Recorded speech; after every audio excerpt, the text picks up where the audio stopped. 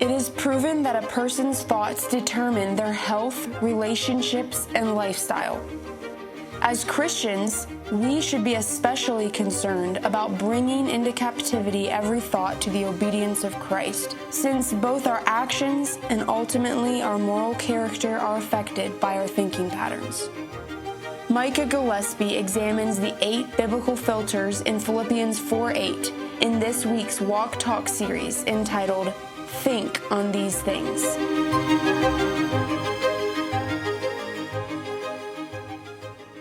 Welcome back to Walk Talks. This is Micah Gillespie on our last day of Philippians 4:8.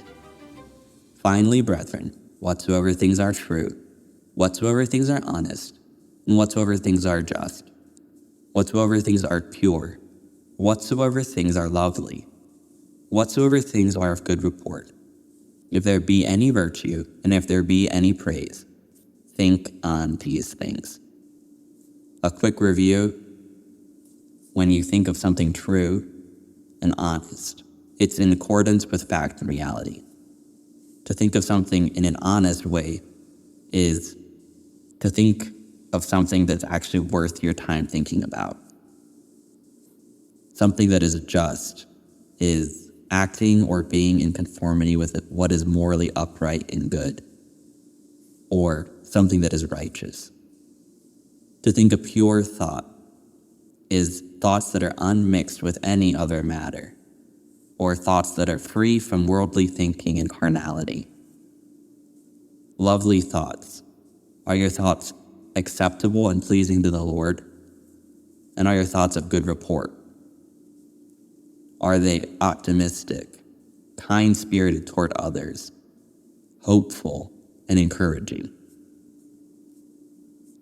In the last day, we're going to look at thoughts that are virtuous, or thoughts of virtue and praise. Let's jump in. The definition of virtue is conformity to a standard of right, a particular moral excellence. Well, you may be wondering, what is moral excellence, or what is excellence really? It's a word that we hear all the time, especially in the academia world. You want to have excellent music, excellent sports, excellent grades, but what does that really mean?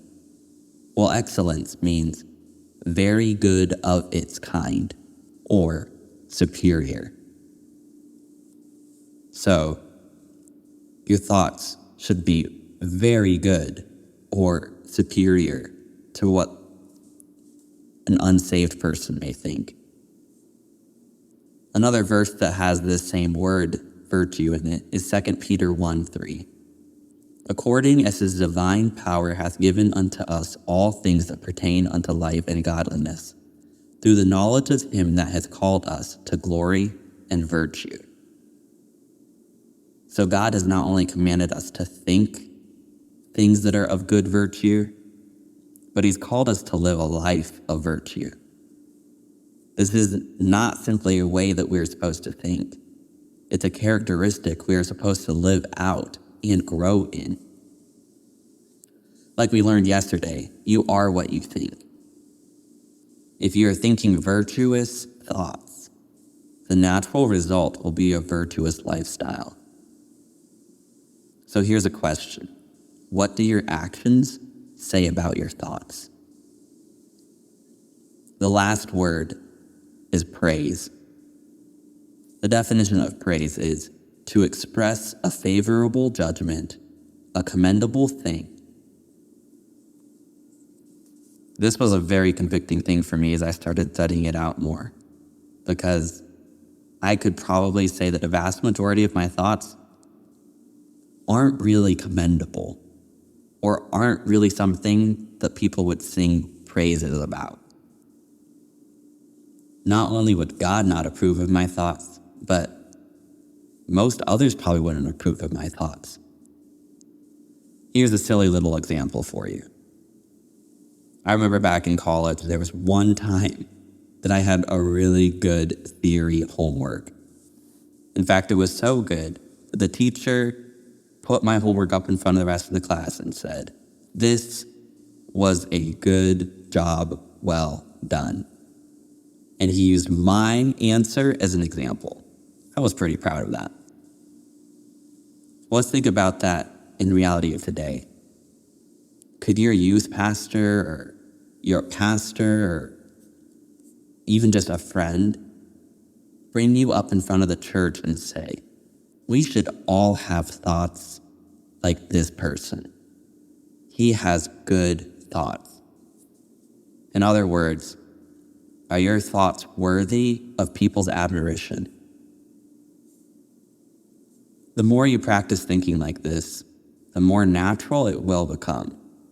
I know it's super daunting to think about this list of things that our thoughts should align with, but the more you practice it like anything else, the more natural it will feel.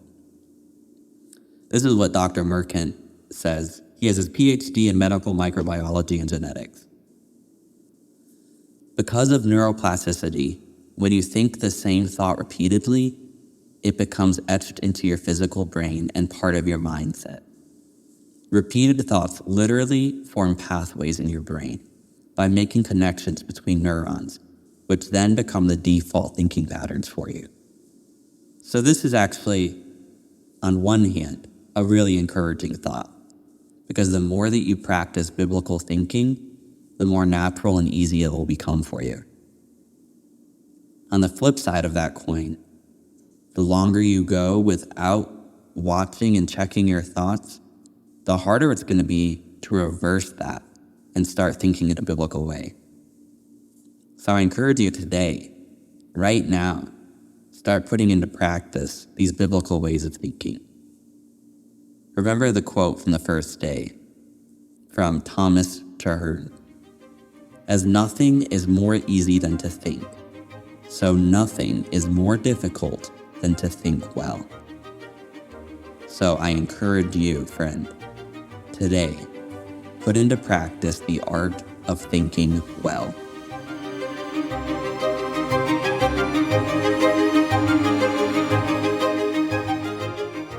Thanks for being a part of Walk Talks today by listening and subscribing to our podcast. Follow us on social media for sneak peeks at future episodes and to share your favorites with others who would benefit as well. We hope your heart has been enriched by God's Word to take your next step in following Christ.